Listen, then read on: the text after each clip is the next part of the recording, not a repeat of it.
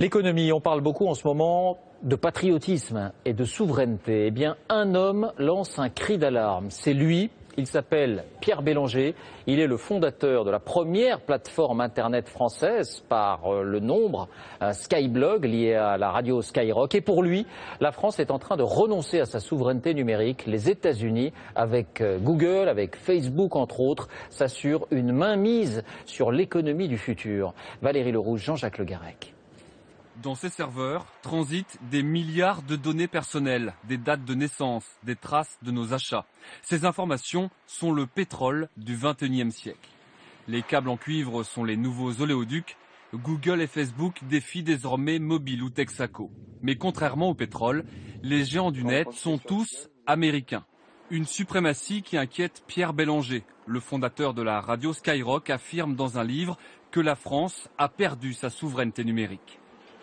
Bien sûr, vive l'Internet, vive le réseau est notre chance, mais pas à n'importe quelle condition. Et si on me dit pour avoir un service, il faut que tu donnes en échange ta liberté, la réponse est non. Il dénonce l'utilisation faite des données personnelles, a priori anodines, qu'on laisse sur Internet et qui permettent de dresser notre portrait numérique. Par exemple, à partir d'un achat de voyage à la dernière minute, on déduira que vous êtes peu précautionneux, peu prévoyant et demain, ce double numérique sera revendu à un banquier qui en déduira que vous êtes un client risqué. Les utilisateurs, ils ont le droit d'être propriétaires de leurs données. Ils ont le droit de savoir qu'est-ce que c'est ce double numérique. Pourquoi est-ce qu'on va leur refuser un crédit? Pourquoi est-ce qu'on va leur refuser un emploi? Mais chez Google, on assume cette utilisation des données. L'un des pères fondateurs de l'Internet, aujourd'hui vice-président de Google, a déclaré que la vie privée était peut-être réellement une anomalie et cette vie privée est devenue fonds de commerce.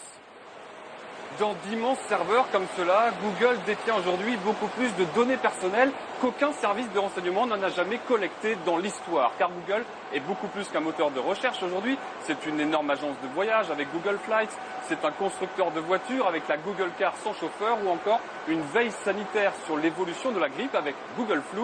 Autant de sites à qui l'on confie chaque jour notre vie privée.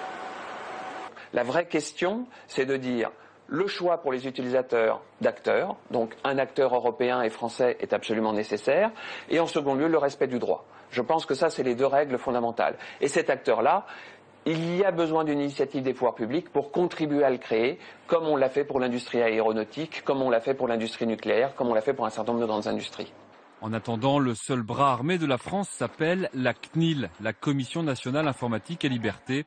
Elle a infligé 150 000 € d'amende à Google pour manquement aux règles de confidentialité.